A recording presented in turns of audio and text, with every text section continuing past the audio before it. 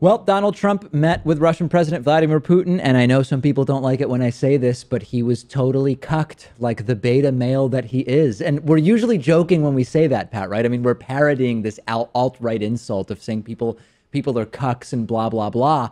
But the term kind of does apply. I mean, Donald Trump was reduced to the child in the room, and I know it's crude, but he was totally beta in his cucking by Vladimir Putin. If there was ever an appropriate time to use that word, it would be right now. Let's go to the video where Donald Trump, looking like the shy, reduced child in the room who takes direction from the big boys. Here's Donald Trump talking about just what an honor it's been to be with Vladimir Putin.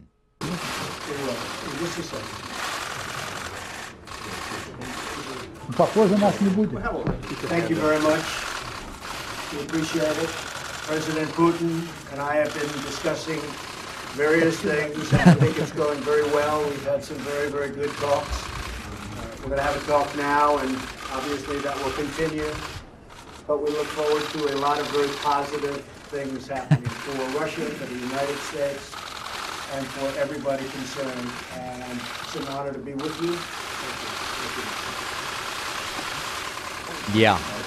If you were watching, no handshake games, no nonsense from Trump. Trump can't handle Putin. And Molly McHugh, an information warfare expert who we've interviewed previously, she has a great article in Politico, which says it's not just the visuals here that are embarrassing for Trump as the total beta in the room.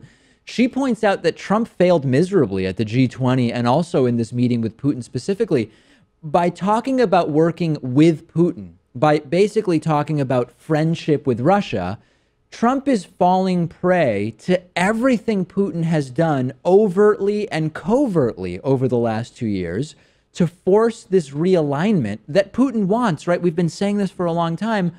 Trump has allowed Putin to push Russia into being a bigger player without having to account for their misdeeds, right? The Ukrainian invasion, election hacking, oppression of press and LGBT individuals and political dissidents. And there's a readout of what took place in the meeting between Trump and Putin. And it's just laughable. I mean, Trump is the epitome of weakness here. The United States is going to move on from election hacking issues with no accountability or consequences for Russia. Trump actually floated the idea of working with Russia on cybersecurity. Do you realize the absurdity of this? It's like the fox kills a bunch of hens in the hen house, and then the lead hen comes out and says, we're going to be looking forward in our relationship with the foxes rather than backwards. And we're actually going to be joining the foxes in working together on hen house protection initiatives. What? And the blowback was so bad to that, Pat, that Trump has already sort of started to back off and say, well, it's a great idea, but it's not really something that we're going to do because it's just so absurd. It went from a good idea to a bad idea in the course of a day. And you even had Marco Rubio saying that this was akin to creating an anti-chemical weapons commission with Bashar al-Assad yeah, of Syria. Absolutely. Lindsey Graham says, I like Trump's policy on North Korea, on ISIS, but when it comes to Russia, it's just dumbfounded. It doesn't make any sense. Also in this meeting, according to the readout, which has been made public, Putin and Trump agreed not to meddle in each other's domestic affairs. I wonder who that favors the most. And they also announced a sort of limited ceasefire in Syria, which is going to serve as a basis for cooperation between the U.S. and Russia. And here's the stunning part of this. Secretary of State Rex Tillerson said that the Russian approach to Syria might be, quote, more right than that of the United States. Do you know what the Russian approach in Syria has been? It's been one that has led to mass civilian casualties, endless displacement of people, wholesale destruction, and borders that have just been erased. This is a catastrophe, right? The guy who ran on strength and being tough and the rule of law, blah, blah, blah, has gone to the leader of the country identified as our biggest adversary by the 2012 Republican nominee, something which at the time most Republicans agreed with, and has basically ceded every aspect of what Vladimir Putin was looking for. Putin is playing Trump like a violin, and this is why Putin wanted Trump elected. It worked. Look at the deference that the Russian president has gained from the American president in an instant. He got everything he wanted. He's getting the compounds back in New York and Maryland or wherever it was. The bombing of the Syria runway. You might say, but David, no, Trump clearly is going against Russia, doing what he wants because he bombed that runway in Syria. That runway was back up and running within hours. We warned Russia ahead of time.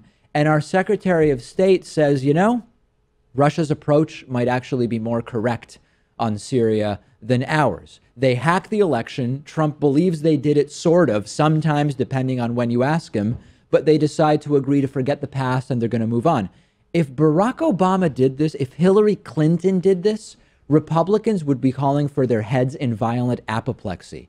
This is bordering on treason. It is historic. The president of the U.S., think about this, Pat. The president of the U.S. helped into office by a foreign government.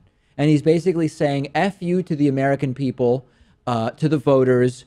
Putin now gets everything that he wants. It does sound as if Putin went into this meeting knowing exactly what he wanted and got every single point. And Trump gave up every bit of leverage that he could have had by accepting Putin's account, by undermining the U.S. intelligence community, and by not even mentioning the fact that Congress is working on a bill to up the sanctions on Russia. And the worst part of it is, since Republicans in the House and Senate won't do anything about it, and since Republican voters just don't seem to care, there's not a damn thing anybody's going to do about this.